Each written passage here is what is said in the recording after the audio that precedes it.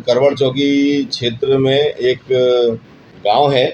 वहाँ पर कुछ बारात के लोग जो है अपनी बारात के साथ में वापस हो रहे थे और एक ट्रैक्टर ट्रॉली में बारातियों घराती थे और उनके साथ में बारात में मिला हुआ उनका कुछ दहेज का सामान था। अलमारी थी, पलंग थी, बर्तन थे, गद्दे थे, इस तरीके का सामान थे। ट्रैक्टर ट्रॉली में भर के वो लोग जा रहे थे।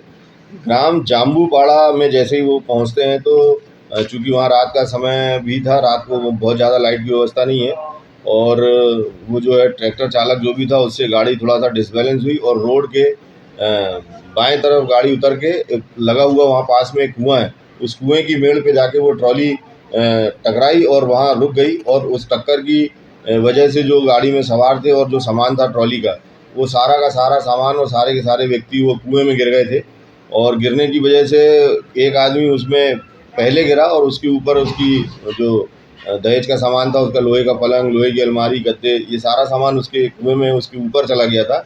उसके ऊपर कुछ लोग और गिरे थे क्योंकि कुआँ करीब 35 फीट के लगभग गहरा था और उसमें 30 फीट पानी भरा हुआ था और काफ़ी गहराई होने के कारण से रात में प्रयास किए पर वो व्यक्ति मिल नहीं पाया था। घायलों को तो तत्समय समुचित इलाज के लिए वहाँ भिजवा दिया गया था अस्पताल।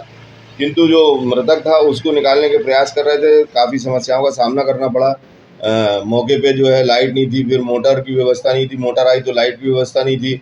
इस तरीके से काफ़ी जद्दोजहद के बाद में किसी तरीके से व्यवस्था करके कुएँ को खाली करवाया गया और सुबह करीब 3:30 बजे के आसपास में पानी खाली होने के बाद में उसकी बॉडी को उससे निकाला गया और निकालने के बाद में उसकी जानकारी ली गई तो वो व्यक्ति जो मृतक है, वो जो शादी से लौट रहे थे, जो दूल्हा था शादी में, उस दूल्हे का बड़ा भाई था। मृतक का नाम योगेश पिता प्रकाश, उम्र लगभग 24 साल है, जाति गढ़वाल है, निवासी रुंजी का है।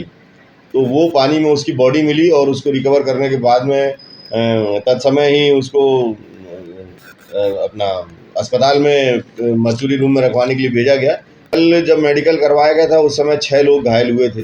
उसमें से बच्चे हैं, 2 महिलाएं हैं और 1 पुरुष था और इनको मेडिकल के दौरान उसमें से 2 लोगों को गंभीर चोट लगी थी तो उनको रतलाम के लिए भी रेफ़र किया गया है।